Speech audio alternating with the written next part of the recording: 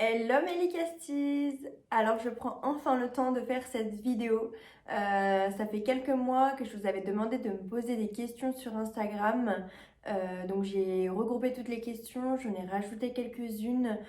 Donc voilà, donc ça concerne tout ce qui est autour, comment créer une boutique en ligne, tout ce qui concerne l'entrepreneuriat, etc. Voilà, donc j'ai regroupé 10 questions et donc je vais y répondre dans cette vidéo.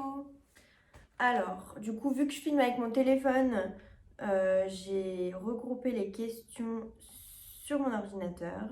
Donc la première question, c'est quelle démarche il faut connaître avant de se lancer?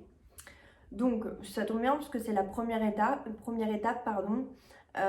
Donc en tout premier lieu, bon, déjà bien sûr, hein, faut avoir l'idée, l'idée, ton projet, etc. Bien le définir. Et donc la première chose que tu vas faire, c'est de te déclarer en tant que, en général, auto-entrepreneur, donc de créer ton entreprise. Donc là, en l'occurrence, pour ce type d'entreprise, tu vas t'immatriculer donc au greffe du tribunal. Donc après, il va falloir que tu choisisses ton statut juridique. Donc en général, tu vas sûrement commencer par le statut auto-entrepreneur, micro-entreprise. Et puis, si ta société se développe au fur et à mesure, tu pourras changer de statut en cours.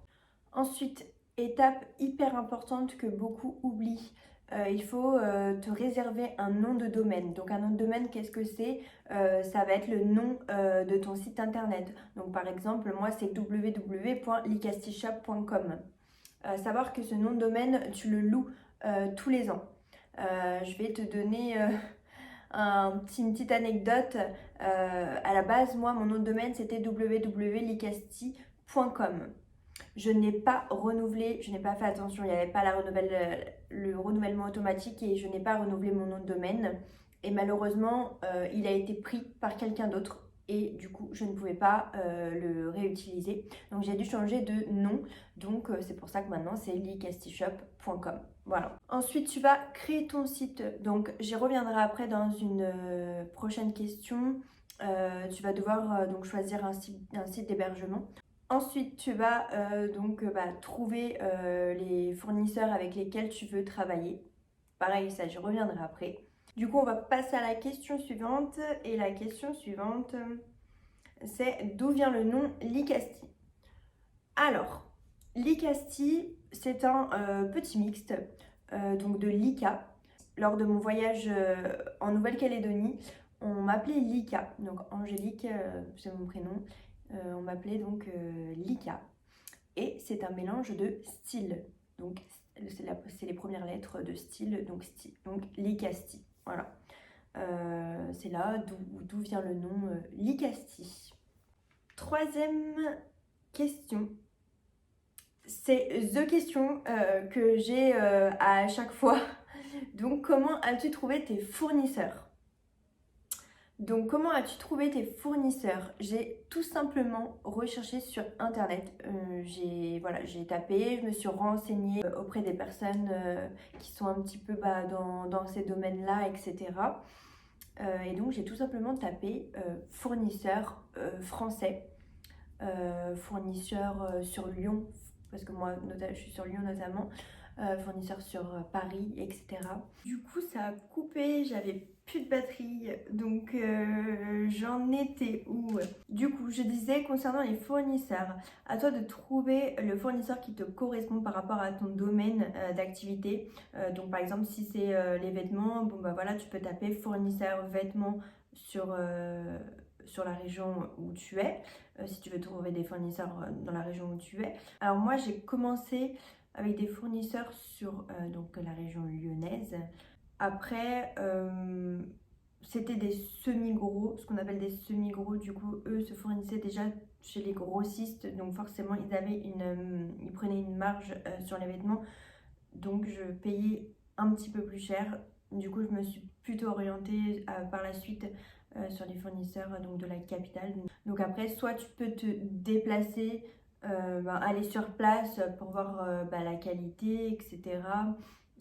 Les fournisseurs avec lesquels tu veux le plus travailler, parce qu'après tu peux travailler avec plusieurs fournisseurs, hein. Ou alors tu as des plateformes sur internet où là tu peux directement commander à distance. Question numéro 4. Est-ce que c'est toi qui choisis les collections? Alors oui, c'est moi qui choisis les collections. Il y a énormément de produits, d'articles, etc. Parce que forcément, il y a énormément de fournisseurs. Et donc après, bah forcément, c'est toi qui choisis les articles soit qui te plaît plus, soit... Ça tourne pas? Oh non! Une catastrophe cette vidéo. Du coup, je te disais que c'est à toi de trouver les produits qui correspondent le plus à ta niche et les produits qui va le plus plaire finalement à tes clients. La prochaine question, c'est une question que je voulais absolument répondre parce que c'est vrai que je la vois souvent sous mes vidéos. C'est pourquoi il n'y a pas plus de grande taille. Alors, il faut savoir que il y a plusieurs fournisseurs. Donc, il y a les fournisseurs, je dirais, taille standard, donc S, M, L, voire XL dans certains cas, et les fournisseurs grande taille. Donc moi, quand j'achète en pack, c'est-à-dire donc S, M, L, voire XL dans certains cas. Et si je voulais acheter des plus grandes tailles, il faudrait que j'aille chez les fournisseurs donc grande taille. Et en l'occurrence, ce n'est pas les mêmes collections.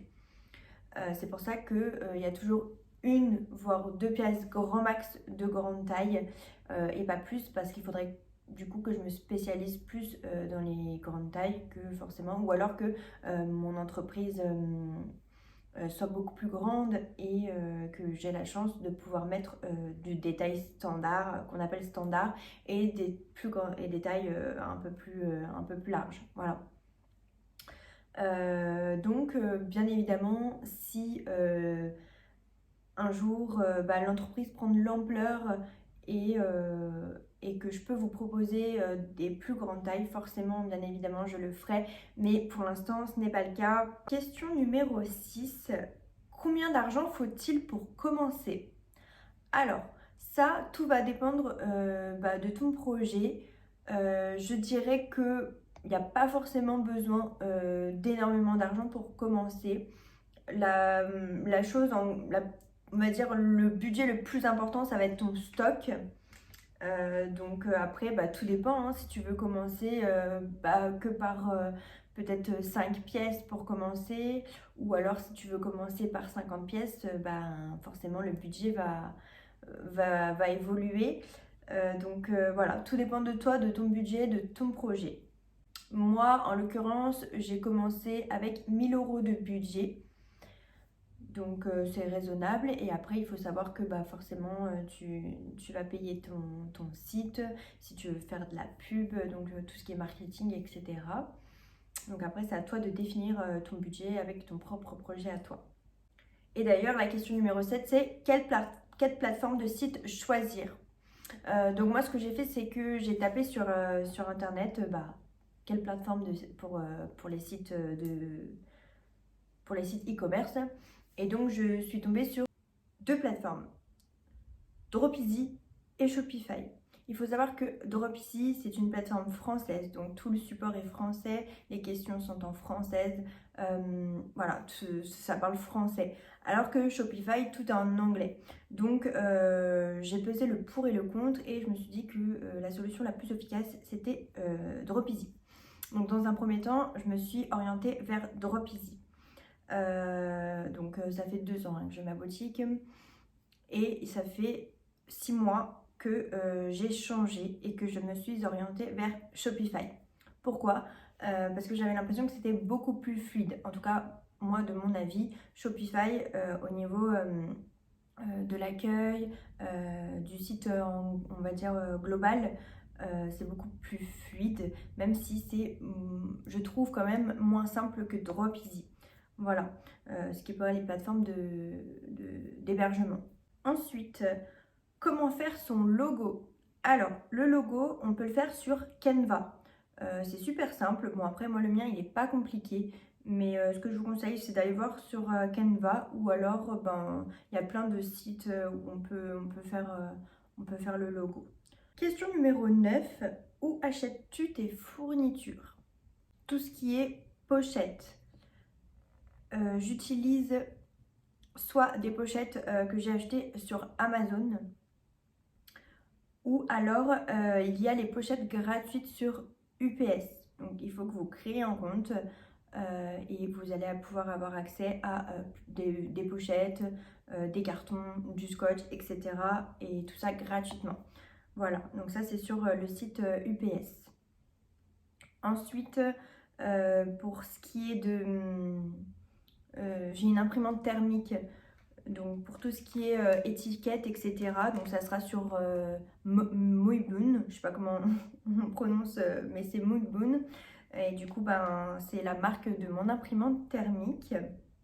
Après, je pense que vous pouvez en trouver aussi sur Amazon, etc. Il faut juste que ça soit compatible et que ça soit bien des imprimantes thermiques. Voilà.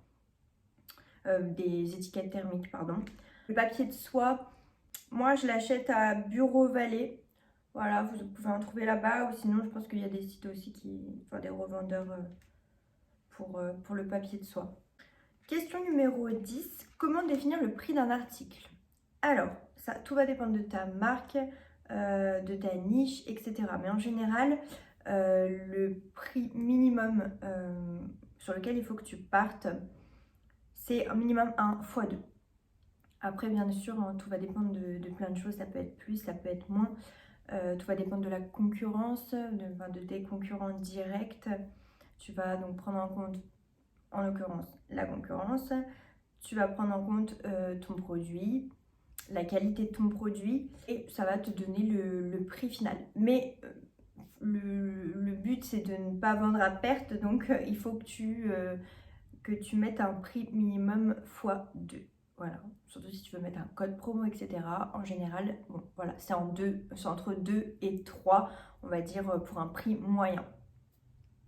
Et bien écoutez, c'est terminé pour moi aujourd'hui. J'espère que j'ai répondu à toutes vos questions et que ça a été clair. C'est un peu compliqué de parler face caméra, j'ai pas l'habitude, donc bon, bah, j'espère que ça vous a plu. Si ça vous a plu, vous mettez un petit like et puis je vous fais de gros bisous.